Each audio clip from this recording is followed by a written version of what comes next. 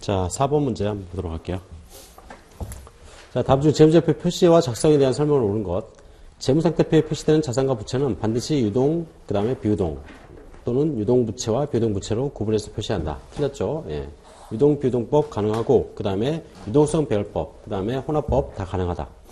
자, 그 다음에 이제 두 번째.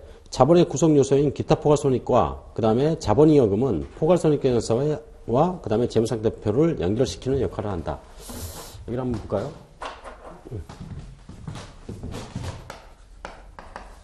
토지에 대해서 재평가를 했다 가정을 해보자고요. 그러면 처음에 이제 취득했을 때 10만 원이었고 그게 이제 기말에 평가를 해보니까 12만 원이 됐대요. 자, 그럼 거기에 대한 회계처리를 할 때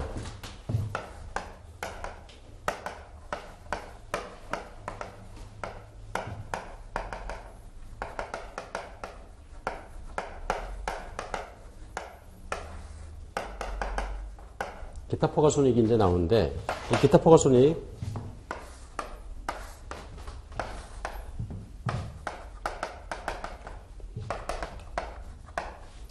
이 기타 포괄손익이 표시가 될 때 여기에 보면 자본이 있죠. 자본에 기타 포괄손익 누계 여기 있어요. 그 다음에 이제 포괄손익 계산서에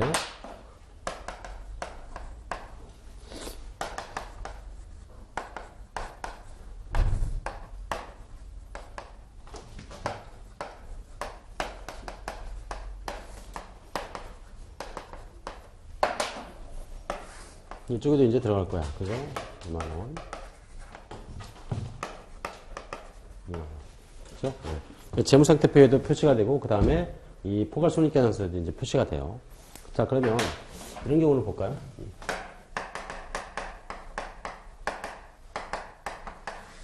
자기 주식을 처분했어요. 그래서 자기 주식 처분이익이 나온 거야.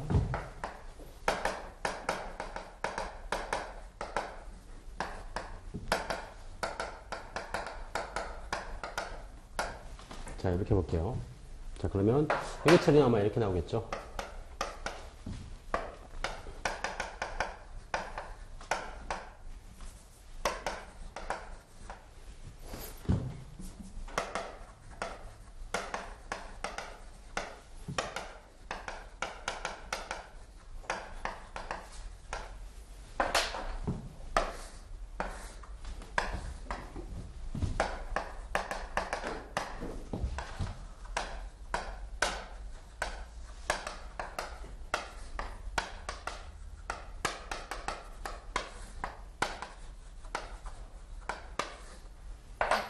자, 이 자기주식 처분이 어떻게 처리되냐.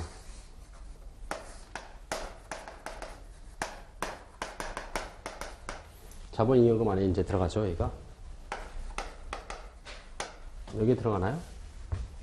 안 들어가죠? 기타 포괄손익은 포괄손익계산서에 기타 포괄손익 항목으로 단기의 항목들이 들어가요, 걔가. 그 다음에 자본계정에 기타 포괄손익 누계익이 있단 말이야. 그쪽에 같이 들어가게 됐어요, 저놈이. 근데 이놈은 뭐냐면 손익계산서는 안 들어가지만 자본계정에는 들어가요. 그죠? 그럼 여기서 보시면 기타 포괄손익 누계익과 그 다음에 자본잉여금 얘네들이 포괄손익계산서에 반영이 돼요? 안 되죠? 기타 포괄손익은 반영이 돼.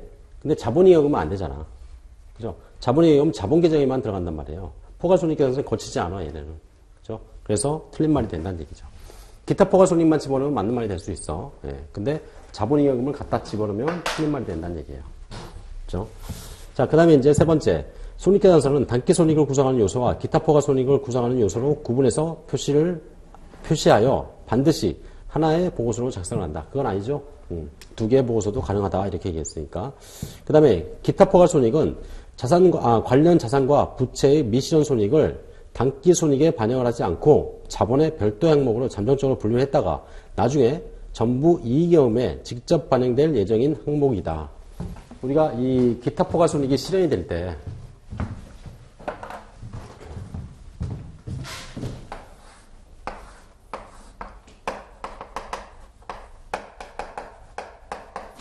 기타 포괄손익 재평가잉여금이 있었다고 할게요.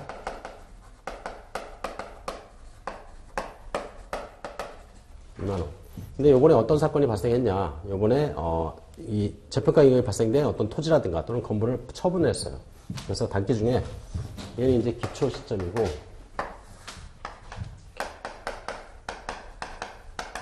단기 중에 얘가 이제 처분이라는 사건이 발생한 거야. 자, 처분이 되면 어떻게 되냐. 저 재평가 이익금, 저건 이제 미실현 손익이라고 그랬죠. 평가가 관련된 손익이니까. 그럼 저 미실현 손익이 어떻게 되냐면 실현이 된 거야. 일단 팔았으니까. 그죠? 그래서 저놈이 얼마짜리였냐면 10만원짜리였는데 그거를 재평가를 해서 12만원으로 가지고 있었어요. 이렇게 있었어. 자, 걔를 얼마에 팔았냐면 15만원에 팔았대요. 자, 그럼 회계처리가 어떻게 나오는지 볼게요.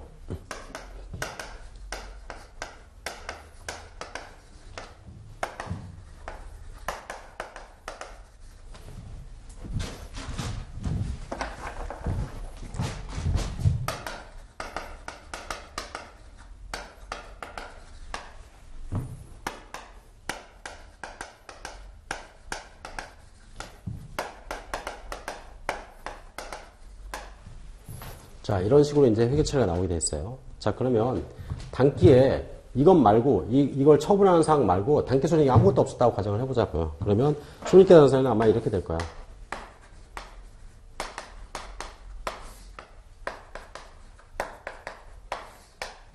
거기에 요놈이 이제 들어가겠죠.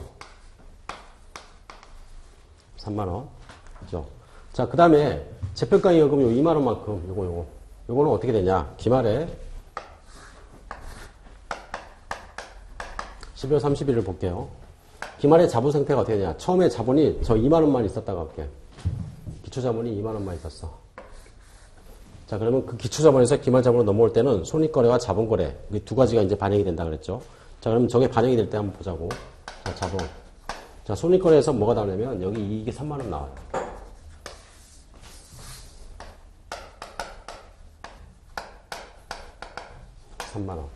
자, 그 다음에 이제 뭐냐면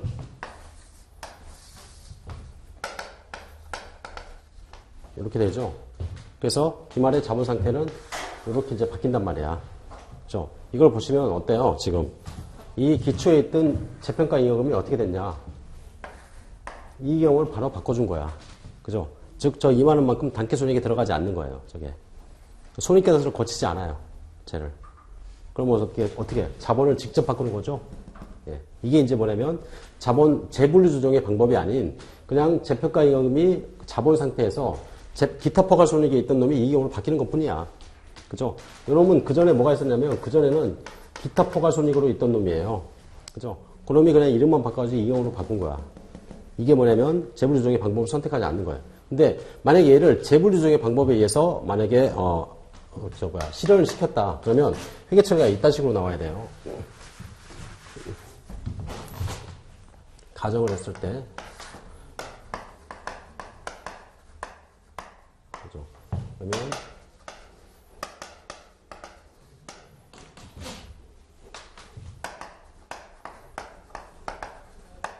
2만원.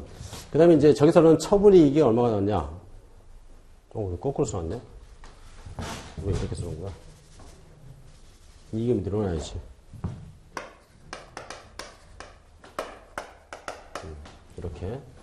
자, 처분이익이 얼마 나왔냐면 3만원이 나왔었어요. 근데 여기서는 어떻게 하냐?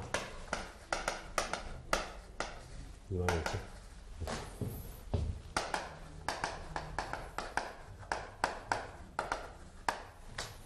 여기서는 상황이 좀 바뀌어요. 그래서 어떻게 하냐면 처분이익이 5만원이 되고 그게 이제 손익계산서에 반영이 돼요.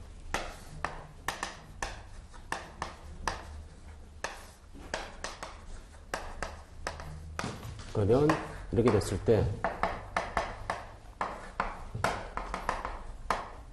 자본상태 요 5만원 이렇게 들어와요. 자, 두 가지 차이점은 여기서는 지금 단기손익 3만원, 그 다음에 재평가잉여금이 이익으로 바뀐 부분 2만원, 이렇게 해서 5만원이 된 반면에, 여기서는 그냥 그 전체가 단기손익에 들어가서 5만원이 이익이익이 된 거야. 그죠? 이게 뭐냐면 재분류 조정의 방법이에요. 단기손익에 저게 반영이 된다는 얘기죠. 그래서 이 기타 포괄손익이 나왔을 때, 기타 포괄손익의 처리 방법은 두 가지 방법. 이렇게 하는 방법이 있고, 이렇게 하는 방법이 있다는 얘기예요. 그죠? 그러니까 전부가 다 뭐냐, 단기 손익을 통해서 이익으로 넘어가지도 않고, 그죠? 또는 전부가 다 바로 이익으로 넘어가지도 않아. 그죠? 그래서 여기서 보면, 뭐라고 나오냐. 미시론 손익은 단기 손익에 반영하지 않고 자본의 별도의 항목으로 잠정적으로 분리했다가 나중에 전부 이익으로 직접 반영될 항목. 그게 이제 뭐냐면 이 방법을 쓴다는 얘기예요. 이 방법. 자, 이 방법을 쓰는 놈도 있고 이 방법을 쓰는 놈도 있어. 얘가 뭐냐면 매도하는 금융자산 평가 손익. 그죠? 걔는 이 방법을 쓴단 말이야. 그죠? 그래서 틀린 얘기가 되는 거야. 자, 그 다음에 이제 다섯 번째, 재분류조정은 단기나 과거 기간에 인식한 기타 포괄 손익을 단기의 손익으로 재분류하는 회계 처리를 얘기한다. 이거네. 그죠? 네. 그래서 얘는 뭐냐, 재분류조정의 방법. 다섯 번째가 맞겠다. 그죠? 그래서 손익과세를 거치는 놈이 있는가 하면 손익과세를 거치지 않는 놈이 있어. 네. 자, 그 다음에 이제 다섯 번째. 재무제표 표시에 관한 설명을 옳지 않은 것. 계속기업의 가정이 적절한지 여부를 평가할 때 경영진은 적어도 보기한 말부터 향후 12개월의 기간에 이용 가능한 모든 정보를 고려한다. 우리가 계속기업에 대한 사항들을 판단할 때 언제까지가 계속기업이냐 그거를 판단할 때는 약 12개월 정도로 보라고 얘기했죠. 그래서 앞으로 1년 정도 계속 영업을 할 거면 계속기업의 가정에 의해서 작성을 해도 상관이 없다. 이렇게 얘기를 하는 거예요. 자, 그 다음에 이제 두 번째. 재무제표에는 중요하지 않아서 구분하여 표시하지 않는 항목이라도 주석에서는 구분해서 표시할 만큼 중요한 사항이 있을 수 있다. 뭐 당연한 얘기겠죠. 그래서 재무제표에 계량화된 정보, 계량화시킬 수 있는 정보가 있고 계량화시킬 수 없는 정보들도 있어요, 사실은. 그래서 서술형의 정보가 이제 주석에 들어가거든요. 그러한 주석에 들어가는 정보들은 중요하게 표시돼서 따로 구분해야 되는 경우도 생긴다는 얘기야. 그죠? 자, 그 다음에 이제 세 번째. 기업은 현금 흐름 정보를 제외하고는 발생기준 회계를 적용해서 재무제표를 작성한다. 맞겠네요. 그 다음에 네 번째, 매출 채권에 대한 대소충당금을 차감해서 관련 자산을 순액으로 표시하는 것은 상계 표시에 해당하지 않는다. 그랬죠? 평가성 충당금, 재고자산 평가 충당금, 그 다음에 매출 채권에 대한 대손 충당금. 얘네들을 차감해서 표시하는 건 상계 표시에 해당하지 않는다. 이렇게 얘기했죠.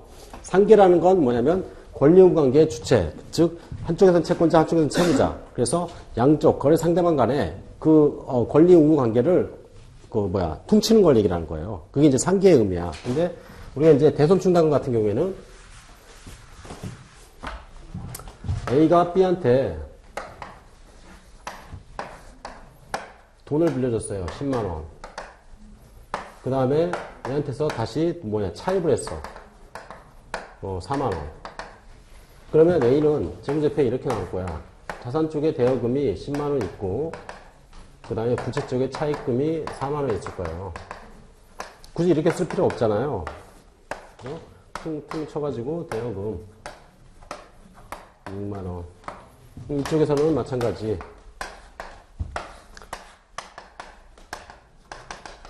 차입금 6만원. 이딴 식으로 쓰면 될 거야. 그죠? 이게 상계예요, 이게.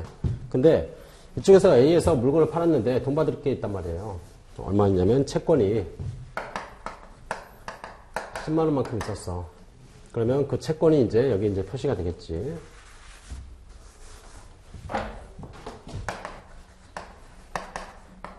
10만원. 이쪽에서는 뭐가 표시가 되냐면 채무가 표시가 돼요. 10만원. 그리고 여기서 이제 상품을 줬어. 그러면 거기에 대해서 이제 뭐하냐. 회사에서는 이 물건을 파는 회사에서는 이 채권에 대해서 회수 가능성을 판단해가지고 그걸 대손충당금이라는 충당금 설정법을 이제 쓴단 말이에요. 만원. 그래서 9만원 이렇게 써놨어요. 자, 그러면 여기에서 말하는 이 채권에 대한 장부가액은 9만원이 되는 거죠. 그러면 이걸 하게 되면 여기서 그걸 뺄 수 있어요? 채무 쪽에서 이렇게 대손충당금에 대한 회계 처리하는 경우를 본 적이 없잖아, 우리가. 그죠? 얘는 채무는 10만원이란 말이야. 그죠? 근데 얘는 9만원 표시해냈다. 이걸 상계 표시라고 얘기하냐? 그건 아니란 얘기야. 그죠? 얘는 어쨌든 간에 받을 돈은 10만원 있는 거예요, 지금. 근데 이걸 못 받을 수도 있다고 얘기를 하는 거지. 그죠? 그게 이제 상계 표시가 아니다, 이렇게 얘기를 하는 거예요. 자, 그 다음에 이제, 다섯 번째, 외환 손익 또는 단기 매매 금융상품에서 발생하는 손익과 같이 유사한 거래 집단에서 발생하는 차익과 차손이 중요한 경우에는 순액으로 하는 게 아니죠. 중요한 경우에는 따로 구분해서 표시를 해줘야 되겠죠. 그래서 말이 어쨌든 간에 말이 잘못된 거야. 그죠? 중요하지 않을 때는 순액으로 할 수 있지만 중요한 경우에는 따로 구분해서 표시를 해줘야 되겠죠. 그래서 우리가 원칙은 뭐냐, 표시를 할 때 원칙은 상기하지 않는다가 원칙이에요.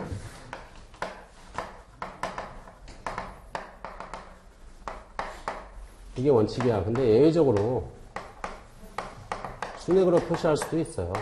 이거는 이제 중요하지 않을 때. 그죠? 그리고 이런 것들이 이제 대표적으로 뭐냐면 비경상적으로 나오는 애들이에요.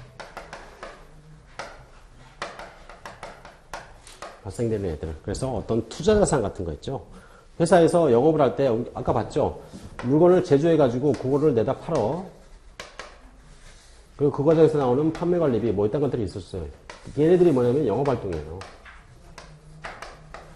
그죠? 근데 그 이외에 활동들이 있어. 얘네들이 뭐냐면 투자자산 같은 경우. 또는 유용자산의 처분과 관련된 활동들. 걔네들이 유용자산 팔아가지고 영업을 하는 애들은 아니거든. 그죠? 또는 주식을 팔아가지고 영업하는 애들이 아니에요. 그래서 그런 그 외의 자산에 대해서 나타날 수 있는 처분손익. 얘네들은 뭐냐면 차익과 차손으로 이제 표시를 해주는 거야. 차손. 여기서는 뭐냐면 수익과 비용으로 이제 표시를 해줘요. 그 얘기는 뭐냐면 수익은 뭐예요? 유입의 총량을 얘기하는 거야. 비용은 유출의 총량을 얘기하는 거야. 차익은 수익에서 비용을 뺀 게 차익이야. 그죠? 그래서 순액 표시하는 방법은 얘네들이에요. 표시하는 건. 그래서 우리가 건물을 팔 때 건물 처분 이익을 구하잖아. 그죠? A가 B한테 물건을 팔어. 그리고 대가를 받아요. 물건의 장부가액이 얼마였냐면 10,000원짜리였어. 대가를 15,000원 받아요. 자, 이거를 처리할 때 이 재화가 무엇이냐에 따라서 좀 달라진다는 얘기예요. 재화가 상품일 때하고 그 다음에 회사에서 쓰던 비품이더라. 그럼 상품일 때는 어떻게 표시를 하냐? 이렇게 표시한다는 얘기야. 현금 15,000원, 상품 10,000원, 매출 15,000원, 원가 10,000원. 그래서 수익, 비용. 근데 얘가 비품이더라. 현금 15,000원, 비품 10,000원, 처분이익 5,000원. 차익으로 표시하는 거죠. 그래서 이게 뭐냐면 원칙은 뭐냐? 이거를 적용을 해야 돼. 원칙은. 그죠? 그래서 수익과 비용에 대한 사항들까지 정보에 표시를 해주면 보다 유용한 정보가 될 수 있어요. 이거 하나 팔아가지고 얼마 남는지 알 수 있잖아. 판매가 올라가면 얼마가 더 남을지 또는 원가를 얼마나 떨어뜨리면 될지 거기에 대한 사항도 알 수 있단 말이에요. 차익으로 쏟아내버리면 그걸로부터 나오는 판매가가 얼마인지 거기에 따른 원가가 얼마인지 몰라요. 이렇게 되면. 그죠? 그래서 원칙은 이거지만 비경상적이고 또는 뭐 경상적으로 나오지 않는 항목에 대해서는 이렇게 써도 상관이 없다는 얘기야. 그죠? 그래서 원칙은 뭐냐면 총액 표시예요. 근데 비경상적인 항목들에 대해서는 차익으로 표시를 해도 돼. 이렇게 해도 되는데 만약에 이게 중요하더라. 그럼 당연히 이렇게 해야 되겠지. 그죠? 네. 그래서 따로 구분해서 표시를 해줘야 된다. 이렇게 얘기를 하는 거야. 그렇죠? 자, 그 다음에 이제 6번째. 재무제표 표시에 관한 설명으로 옳은 것. 부적절한 회계정책은 이에 대해서 공시나 주석 또는 보충자료를 통해서 설명함으로써 정당화될 수 없다 그랬죠. 예. 어쨌든 간에 국제회계기준이라는 걸 정해놓고 그걸 지키라고 얘기를 했으니까. 그 다음에 이제 2번째. 비유동자산의 처분손익을 처분대금에서 그 자산의 장부금액과 관련된 처분비용을 차감해서 표시하는 것은 총액주의에 위배되므로 허용하지 아니한다. 비유동자산의 처분손익 어떻게 했냐면 이렇게 했어요. 요거 비유동자산이란 건 어떤 거야? 회사에서 유동자산 같은 게 재고자산 또는 매출채권 이런 것들이에요.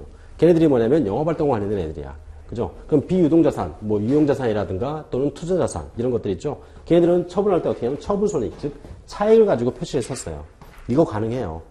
그죠? 그래서 여기서 보면 장부금액을 관련 처분 비용을 차감해서 표시하는 것은 총액주의에 위배됨으로 허용되지 않는다. 아니죠? 네, 순액으로 표시할 수 있다. 이렇게 얘기했어요. 자, 그 다음에 이제 3번째. 재무제표 항목의 표시와 분류는 한국채택국제회계에서 표시 방법의 변경을 요구하는 경우 이외에는 맥이 동일해야 된다. 여기서 재무제표 표시 방법 당연히 동일해야 돼요. 일관성 있게 표시가 돼야 되겠죠. 근데 두 가지 경우에는 꼭 그렇게 할 필요는 없다. 이렇게 얘기를 하고 있어요. 어떤 경우에요? 뭐 어떻게 보면 당연한 건데 일관성 있게 표시를 해줘야 돼. 당연히 재무제표는.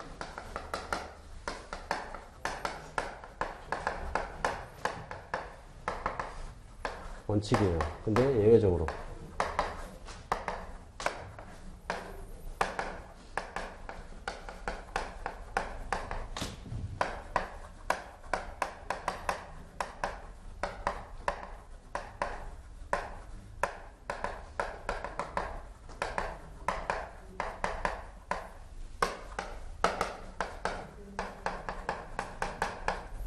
이런 경우에는 바꿀 수 있다는 얘기예요. 그래서 회계 기준에서 바꾸래. 뭐 어쩔 수 없지 뭐. 그죠? 안 바꾸고 버팅기면 기업 회계 기준 위배잖아요. 그 다음에 두 번째는 뭐냐. 보다 신뢰했으니까 목적 적합한 정보를 제공해 줄 수 있다. 그러면 바꿔야 되겠지, 당연히. 그죠? 그래서 여기서는, 한국채택 국제기준의 방법을 변경하는 요구에 이외에는 동일해야 된다. 이렇게 얘기하고 있어요. 이게 빠진 거예요. 이것도 가능하니까. 그죠? 근데 이렇게 얘기하면 맞는 말이 되겠지. 여기서 보면 한국채택 국제회계에서 표시 방법의 변경을 요구하는 경우에는 거기에 대한 표시 방법을 바꿀 수 있다. 이렇게 하면 맞는 말이 돼요. 예. 근데 여기서는 그 외에는 허용하지 않는다. 이런 식으로 표현을 했으니까 틀린 말이 되는 거야. 됐죠? 자, 그 다음에 이제 네 번째.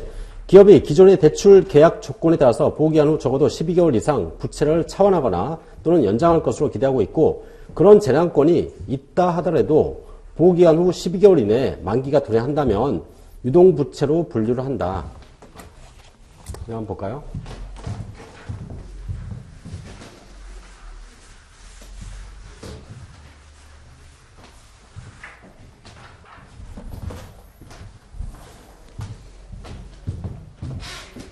여러분들 혹시 마이너스 통장 같은 거 만들어 본 적 있어? 나중에 만들 거야.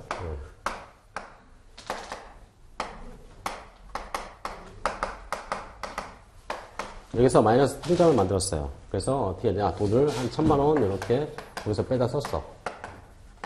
1,000만 원 차입을 했어요. 계약을 어떻게 했냐면 1년 단위로 한 거예요. 그러면 그렇게 차입을 하게 되면 우리가 이제 보통 일반적인 대출도 마찬가지예요. 뭐 주택담보대출을 했더라.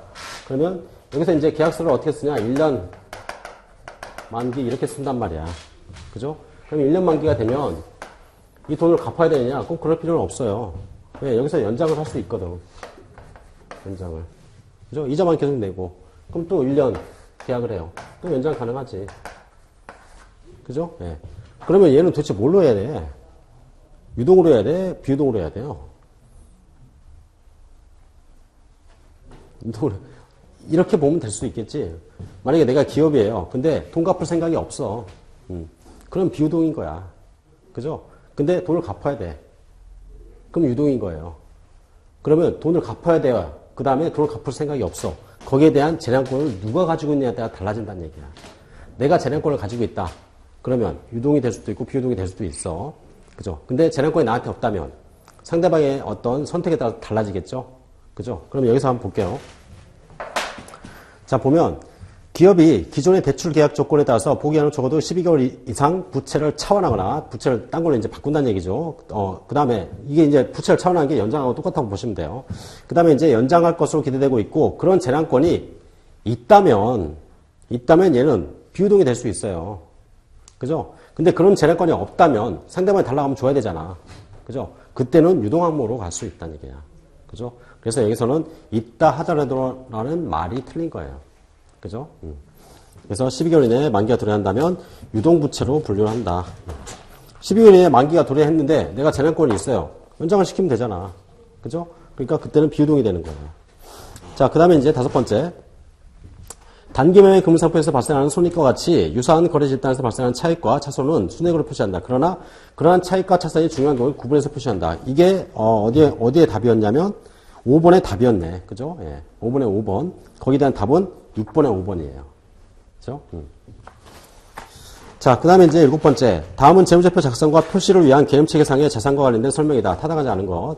수취채권과 부동산을 포함한 많은 종류의 자산은 소유권 등 법적 권리와 관련되어 있다. 그런데 자산을 인식함에 있어서 소유권을 가진가 여부는 필수적인 것은 아니다. 그렇죠? 예. 그래서 법적인 소유권이 꼭 있어야지 그걸 자산으로 계산할 수 있냐? 그건 아니라 그랬어요. 회계학에서 자산으로 계산하는 건 뭐냐면 경제적 소유권을 가지고 판단하는 거야. 그 자산으로부터 얻어갈 수 있는 경제적 효익을 누가 가져가느냐? 거기에 따라서 거기에 대한 자산에 대한 유무, 자산의 소유권을 따지죠. 그래서 우리가 이제 저기서 봤던 거 리스,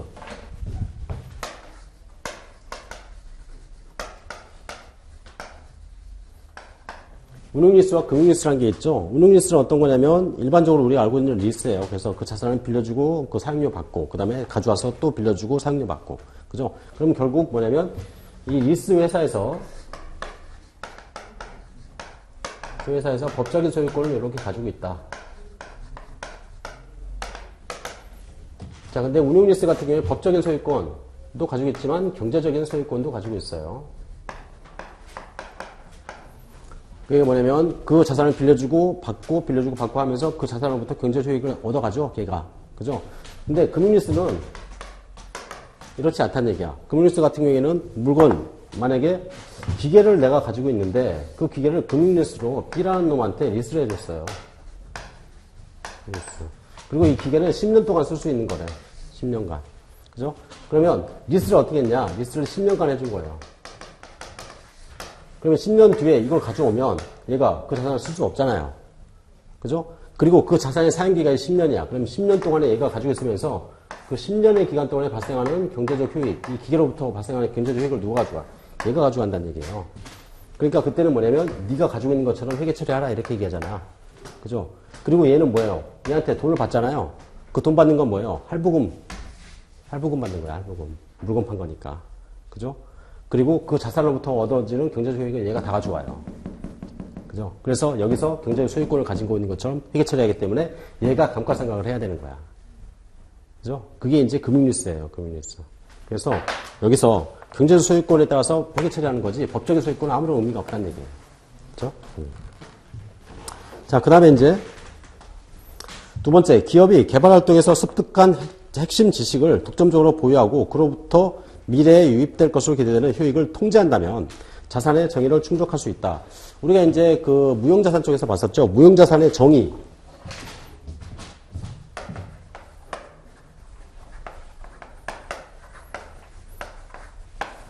무형자산의 정의를 충족하려면 세 가지가 있어야 된다.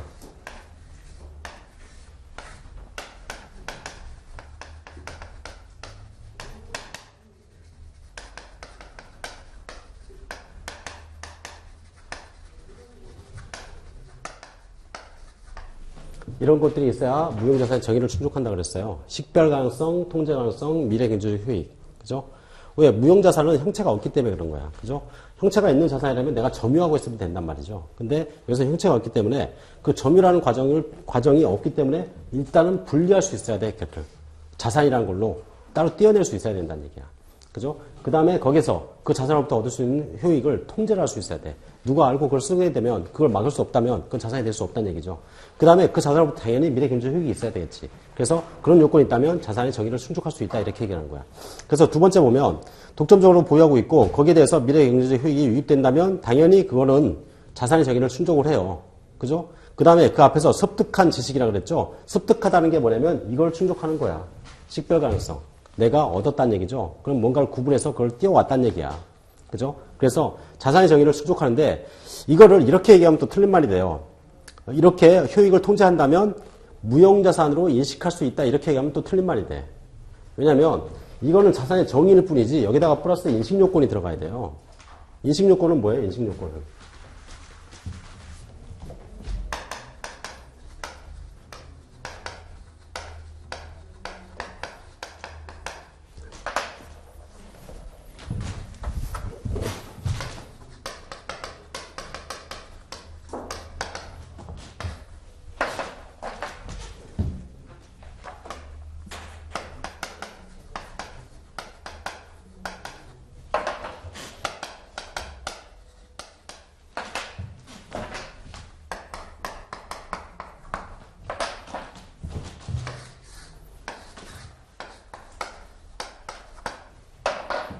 그래서 무형자산 같은 경우에는 무형자산의 정의를 충족하는 건 저거고 거기다가 미래 경제적 효익의 유익 가능성이 높아야 돼.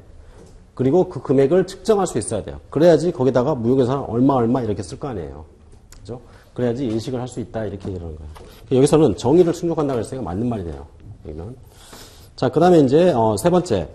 일반적으로 지출의 발생과 자산의 취득은 밀접하게 관련되어 있다. 따라서 무상으로 증여받은 자산은 자산의 정의를 충족하지 않는다. 틀린 말이죠. 예, 무상도 증여라는 사건이 발생했기 때문에 과거 사건이 나온 거고 그 다음에 그걸로 지금 가지고 있고 그걸로 미래 경제 효익이 나온다면 당연히 자산이 될 수 있다는 얘기예요. 예. 자, 그 다음에 이제 네 번째. 자산은 과거의 거래나 그 밖의 사건에서 창출된다. 미래에 발생할 것으로 예상되는 거래나 사건 자체만으로는 자산이 창출되지 않는다. 그죠? 과거 사건이 있어야 된다는 얘기예요. 그래서 누군가 나한테 건물을 주겠대. 그 건물 주겠다는 그 약속 자체만으로 사건이 될 수 있느냐? 아니, 그것만으로도 자산을 계산할 수 있느냐? 안 된다는 얘기예요. 그 다음에 이제 다섯 번째. 자산이 내재된 미래 경제적 효익이란 미래 현금 및 현금성 자산이 기업에 유입되도록 기여하게 될 잠재력을 얘기한다. 그래서 기업의 미래 현금 유출을 감소시키는 능력, 예를 들어서 대체적인 제조 과정을 통해서 생산 원가가 절감되는 경우, 그것도 자산이 될 수 있다 이거죠. 그것도 미래 경제적 효익의 유입으로 볼 수 있다는 얘기예요. 그래서 미래 경제적 효익이라는 건 유출의 감소 또는 유입, 동일한 의미라고 보시면 돼. 그죠? 예. 그래서 그것 또한 미래 잠재력으로 포함될 수 있다. 자, 그 다음에 이제 여덟 번째. 재무제표 표시와 관련된 다음 설명 중 옳지 않은 것. 자, 기업이 재무상태표에 유동자산, 비유동자산, 그리고 유동부채, 비유동부채로 구분해서 표시하는 경우에 이연법인세 자산 또는 부채는 유동 항목으로 분류하지 않는다. 그래서 우리가 유동, 비유동법을 쓸 때 꼭 기억해야 될 것, 이연법인세와 관련된 항목들은 유동으로 표시하지 않고 비유동으로 표시를 해요. 왜냐면 걔네들은 실현 가능성에 대한 불확실성이 좀 크기 때문에 그래요. 다른 자산에 비해서. 그래서 만약에 이연법인세가 나오는 경우가 어떤 경우냐, 이런 경우예요. 자, 내가 단기 매매 금융자산을 가지고 있어. 우리가 단기 매매 금융자산 같은 경우에는 기말에 평가를 한단 말이에요. 얘를 공정가치로. 자, 그럼 처음에 취득 원가가 얼마였냐면 10만 원이었고 기말에 공정가치가 15만 원이 돼. 그럼 여기서 이제 뭐냐면 평가를 하죠. 그래서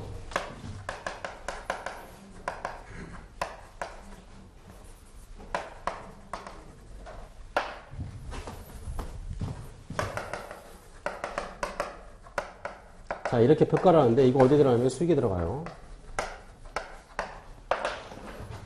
자, 세법에서는 어떻게 하냐면 세법에서는 평가를 하지 않는 것, 즉 원가법이 원칙이에요. 원칙. 자, 그러면 결국 이거를 세법에서는 수익으로 보지 않겠다는 얘기잖아. 그죠? 그러면 법인세의 차이가 나겠죠? 그게 이제 이연법인세 자산이랑 부채로 계산될 수 있어. 그럼 결국 얘가 나중에 실현이 될 때, 즉 팔릴 때, 그때는 여기가 반대의 효과들이 나타나요. 여기서 보면 세법에서 원가법이 원칙이다. 그러면 그 얘기는 뭐냐면 세법에서는 이 단기매매 금융자산을 뭘로 기록하고 있냐?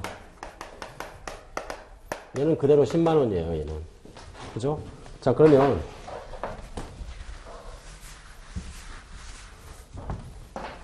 자, 단계 이렇게 했는데 그 다음에 얘를 처분했어요. 얼마였냐면 20만 원에 처분을 했어. 자, 그럼 회사에서는 어떻게 처리하냐?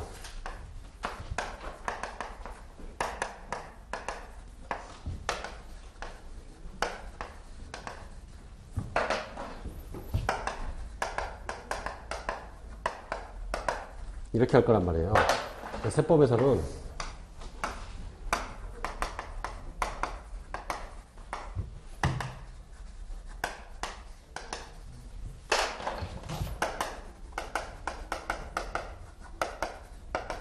이렇게 할 거란 말이야. 그죠? 자, 그전에는 세법에서는 수익이 없었어요. 그죠? 그래서 회사에서 5만 원만큼 더 많이 수익을 계산했던 거야. 자, 두 번째 여기 이 처분되는 시점을 보자고요. 자, 어디에서 5만 원을 더 많이 기록하게 돼 있어요? 세법에서 5만 원을 더 많이 기록하게 돼 있어. 그죠? 그러면 첫 번째, 평가 이익에 대한 처리가 뒤에 가면 반대 효과가 나타난단 말이에요. 그래서 여기서 나타나는 이 5만 원의 차이, 여기서 나타나는 법인세, 걔가 여기에서 이연법인세 자산이나 부채로 계산이 되는 거야.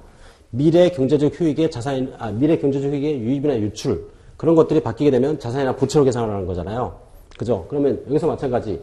이게 차이가 발생되니까 이것 때문에 세금을 더 내거나 또는 덜 내게 되는 상황이 나와. 그거를 지금 현재 시점에 자산이나 부채로 계산하는 게 이연법인세 자산이나 부채예요. 네. 자, 그러면 여기서 지금 이연법인세 자산이나 부채, 미래의 어떤 상황이 반대 효과가 나타나서 세금을 더 내거나 덜 내는 상황이 나와. 그러면 얘를 처분해야지 그 상황이 나오겠죠? 처분의 시점을 우리가 확실하게 알 수 있느냐? 그거는 모르겠다는 얘기야.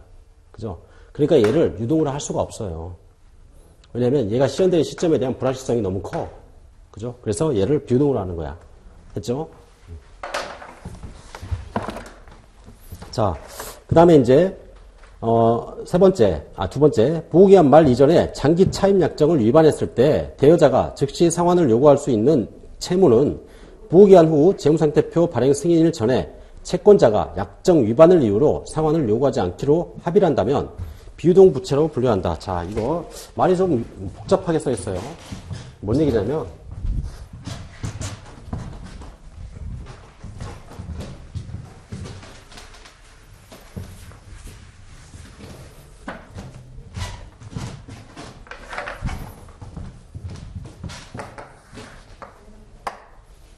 내가 여기서 차입을 했어. 돈을 빌렸어요. 얼마 빌렸냐? 1000만 원 빌렸어. 이자율 10% 이렇게. 그리고 약정은 2년 약정을 한 거예요. 3년. 약정을 했어. 자, 그래서 3년 뒤에 이제 상환하기로 했어요. 자, 그리고 그동안에 이자만, 일시상환 약정을 한 거야. 그러면 여기서 이제 이자 주고, 여기서 이자 주고, 그 다음에 이자 주고, 그 다음에 돈 갚으면 돼요. 자, 근데 얘가 어떻게 했냐. 여기서 이때부터 상황이, 회사 상황이 안 좋아져가지고 이자를 못 넣었어. 자, 그렇게 되면 어떻게 되냐. 은행에서는 이자 도축을 계속 한단 말이에요. 근데 그게 몇 개월 정도 지나잖아요. 그럼 은행에서 뭐래? 원금 갚으라 그래. 돈 갚으라고. 그러니까 그 사람한테 주어진 기한의 이익을 어떻게 상실을 해버리는 거예요. 그죠? 그렇게 되면 여기서 돈을 갚으라고 얘기를 하겠죠. 야, 돈 갚어. 이렇게 얘기를 한단 말이에요. 자, 그러면 이거 어떻게 돼요? 지금 여기서는 1년이 남아있는 상황인데 이게 여기서 이제 갚아지게 되는 거잖아. 그죠? 그러면 여기 기말의 보고서에는 어떻게 되냐? 이게 유동으로 이제, 4년짜리라고 합시다. 비유동을 표시가 돼야 되니까. 자, 4년 뒤에 돈 갚기로 했는데, 4년 뒤에 돈 갚기로 했는데, 여기서 이걸 지금 갚아야 되는 상황이에요. 그죠? 그러면 이건 유동부채가 돼야 되겠지. 근데 얘가 약정을 한 거야. 야, 내가, 이자를 좀 줄 테니까 좀만 밀어줘. 그러니까 은행에서, 그래, 오케이. 이렇게 했어요. 자, 그러면 이거를 비유동으로 표시할 수 있냐, 이거예요. 여기서는 그걸 비유동으로 표시할 수가 없어. 왜냐면, 이 기한 연장에 대한, 즉, 기한을 연장할 수 있는 그 재량권에 대한 그 무조건적인 권리, 그게 회사한테 없고 은행한테 있을 때는 그거는 뭐냐? 은행에서는 언제든지 달라고 했을 때 줘야 된다는 얘기야. 즉 내가 1년 이상을 끌 수 있다는 재량권, 그리고 거기에 대한 무조건적 권리가 나한테 있어야 돼요. 그러면 비유동으로 표시할 수 있어. 근데 여기서 이렇게 야 연장해줘. 그래 연장을 했어요. 근데 은행에서 뭐냐면 야 그러면 연장해서 3개월 뒤에 돈 줘. 이렇게 얘기할 수 있잖아. 그럼 그때는 유동으로 할 수 없다는 얘기야. 왜냐면 거기에 대한 비유동, 즉 비유동이 되려면 1년 이후에 거기 그 금액이 결제가 돼야 되잖아요. 거기에 대한 비유동 항목에 대한 결정을 내가 할 수 없다는 얘기예요. 회사의 의사결정에 따라서 이게 1년 이상 연장이 될 수 없다는 얘기야. 그랬을 때는 얘를 비유동을 할 수 없다는 얘기예요. 그죠? 그래서 여기서 비유동 항목으로 분류한다. 그 얘기가 틀린 거예요. 즉 적어도 이런 얘기가 들어가야 돼. 회사에서는 적어도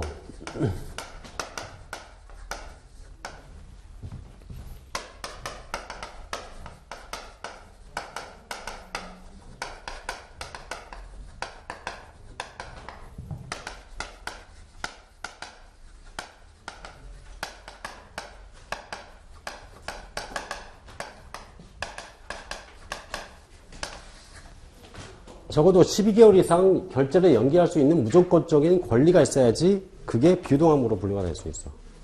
네.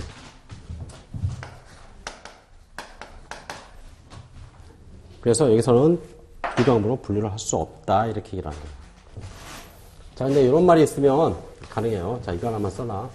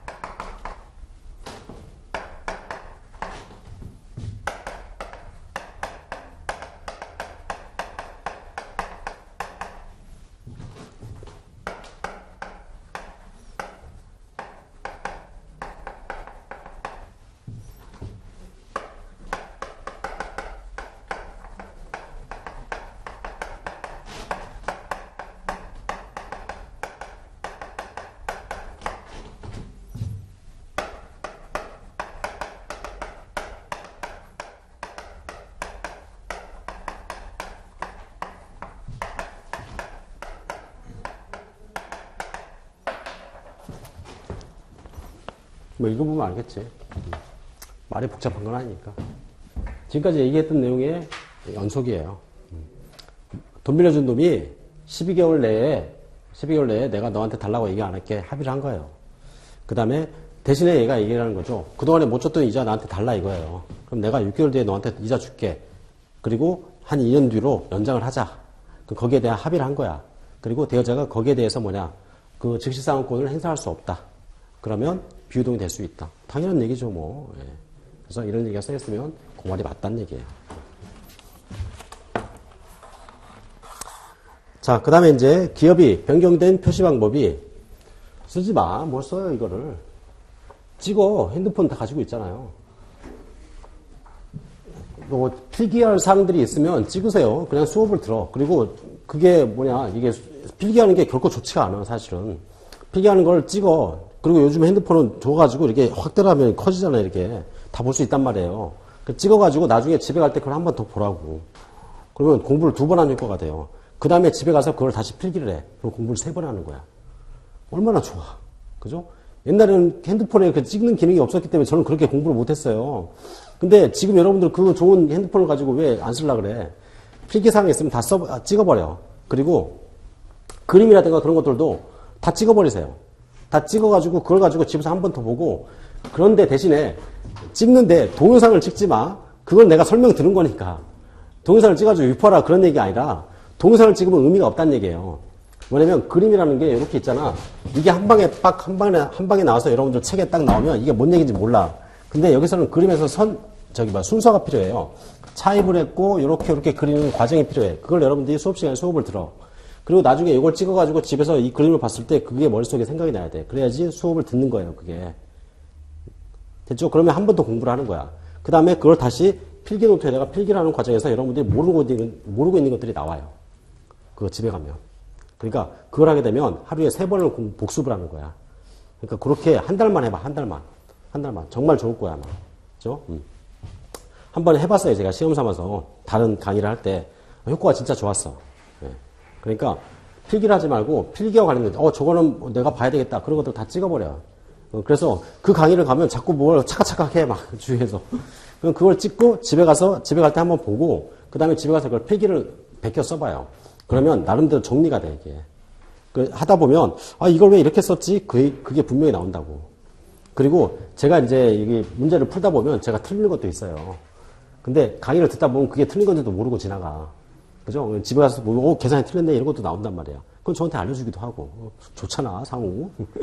그래서 그렇게 공부를 하세요, 그렇게. 괜히 여기서 쓸데없이 그렇게 하지 말고. 되도록이면 좀 효율적으로 공부를 하라고. 자, 그래서 여기서는, 일단, 여기까지 했었죠? 또 2번. 그 다음에 이제, 3번째. 기업은 변경된 표시 방법이 재무제표 이용자에게 실을 수 있고 더 목적 적합한 정보를 제공하며 변경된 구조가 지속적으로 유지될 가능성이 높아서 비교 가능성을 제외하지 않을 것으로 판단할 때만 재무제표의 표시 방법을 변경을 한다. 일단, 비교 가능성은 있어야지 그게, 그 기업의 어떤 정보에 대해서 유용한 정보가 될 수 있겠죠. 그래서 거기에 대해서 이렇게 한번 신중하게 판단해보라는 얘기예요. 그 다음에 이제 극히 드문 상황으로서 한국채택 국제기준 요구하는 요구사항을 준수하는 것이 오히려 개념체계에서 정하고 있는 재무제표의 목적과 상충이 되어서 재무제표 이용자의 오해를 유발할 수 있다. 이런 경우에는 경영진이 결론을 내린 경우에 관련 감독 체계가 이러한 요구사항으로부터 일탈을 의무화하거나 또는 금지하지 않는다면 한국채택 국제기준의 요구사항을 달리 적용을 할 수 있다. 즉 어디에다 초점을 맞추라는 얘기예요. 정보 이용자한테 초점을 맞추라는 얘기야. 그죠? 예. 그래서 거기에 따라서 보다 유용한 정보를 줄 수 있도록 해달라는 얘기예요. 자, 그 다음에 이제 5번째. 기업이 기존의 대출 계약 조건에 따라서 보호기한 후 적어도 12개월 이상의 부채를 차환하거나 연장할 것으로 기대하고 그런 재량권이 있다면 보호기한 후 12개월 이내에 만기가 도래하더라도 비유동 부채로 분류를 한다. 적어도 12개월 있을 때 잠깐 똑같은 얘기잖아. 유동함으로